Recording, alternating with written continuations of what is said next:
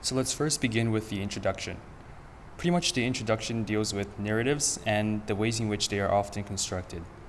The author brings up Bachelard's argument of science being largely narrative in practice, pointing out that science journals are a hybrid of metaphors and empirical data. He claims that science is polluted with falsehoods inherited from the past, quote unquote, and is therefore not entirely empirical. In essence, Bachelard is claiming that science simply isn't scientific enough. By the same notion, French philosopher Ledov argues that even philosophy is a narrative-based field of study. Instead of solely being a series of logical arguments, philosophy consists of a hybrid of persuasion, rhetoric, seduction, and fantasy. Again, philosophy just isn't philosophical enough embedded in our narratives, which inherently favor certain biases. Regardless, this kind of narrative is referred to by the author as the imaginary. Now you might ask, what does the imaginary do? Well, according to the article, the so-called imaginary enables readers of philosophy and science to digest the information better because of how narratives create care and emotion in the reader. And if used correctly, these narratives can absolutely make or break a text. That's because the narratives that we all know and understand, such as those in ads, movies, books, function subconsciously and on their own level. According to the article, our narratives are made up of two distinct spaces, the describable and the representational. The describable refers to the book or the movie itself, as in the physical object, and the representational refers to the actual narratives and messages contained within said objects. In describing narrative, the term geometric patterns is also used. So, what is so geometric about narrative? Well, geometry is a word used to describe the shape and relative arrangement of something in a 3D space. As explained in class, a narrative is basically the transfer of information from one party to another. All kinds of interesting things happen in the middle. Some disrupt the flow of information, and others help smooth the way for it. All these parts are generally arranged in some particular order. For instance, novels usually have a general plot structure that can be applied into a 3-act or a 5-point story arc, for example. These parts of a plot are arranged in such a way to maximize the effect of the story being told. I mean, imagine if the climax of the story was at the beginning and the rest was just boring exposition. Examples of other things that might make up the geometry of a novel might include genre, plot, characters, themes, or even price point. Narratives like these are called geometric because its inner structures are, like I sort of mentioned earlier, often recurring and therefore form a basic sort of grammar of narrative. Of course, however, there are some pretty serious weaknesses to this geometric form of narrative. Overstructuring a narrative, for example, so that it becomes incredibly obvious how it is a scheme of different parts, makes it rather bland, because ideally these parts should be in a balance between hidden and in plain sight. In essence, the obvious effort to craft a geometry that is completely universal in structure leads to other issues narrative-wise, which we'll cover later. Finally, we get to the second point in the article, which discusses how narratives are changing and breaking down with new technologies and narrative ideas. The first way it's changing is with film.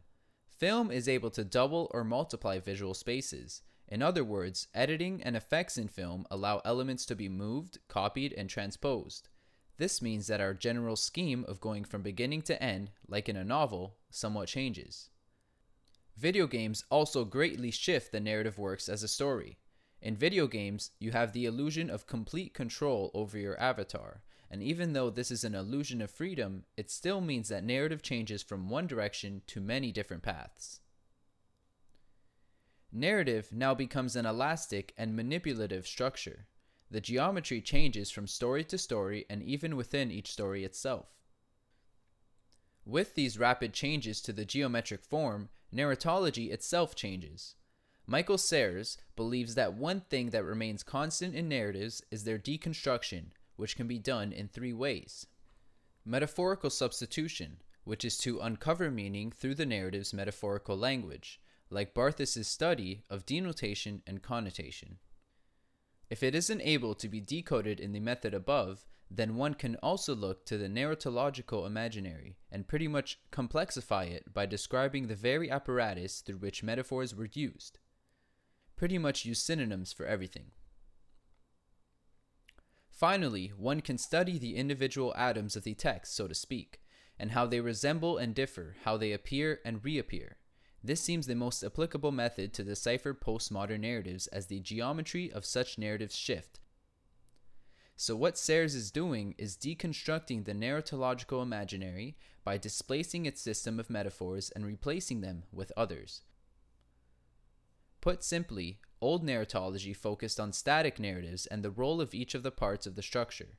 With Serres' work, we can decode new, ever-changing narratives by not only looking at each segment of the structure, but also the distinct spaces between them and the narratives that those spaces produce. No more can we view a narrative from a solitary space, decoding each individual part separately just as it was constructed.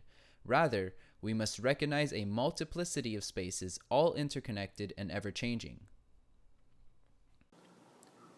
Here we get to the final point in the introduction. Take the following quote. The idea of the center both orients and organizes the coherence of the structural within a total form. The center itself is thought of as escaping structurality. Think of orbiting planets. All the planets in our solar system orbit around the sun and are in relation to each other based off the sun. The planets can't change their orbital patterns by themselves, but as the sun moves about the Milky Way, the planet follows. Postmodern theory required us to think that the center has no natural site at all, that the sun is always moving around in space. P.S. It takes 230 million years for the sun to orbit around the Milky Way. With this in mind, the most effective deconstruction of a sphere of geometrical narrative will only occur if the fixed point is relative and transitory. Unfortunately, the introduction uses old examples of narrative, so the examples we create is entirely made up and hopefully correct. Back to our solar system. Imagine it was a giant narrative. The sun is our encoded message, and all the related elements of this message are our planets. Just as in a film, there generally is the heart of the movie, that is, the one or possibly number of things the creator of the film wanted the audience to take away from it. Then, our planets are all the characters, settings, plot devices, themes, music, editing, etc. They relate and orbit around the sun, creating a whole structure focused around a center. But in a postmodern view, this film would have multiple ways to interpret it. It might be the plot of a game, or any number of interactive methods with which to affect the core of the communication.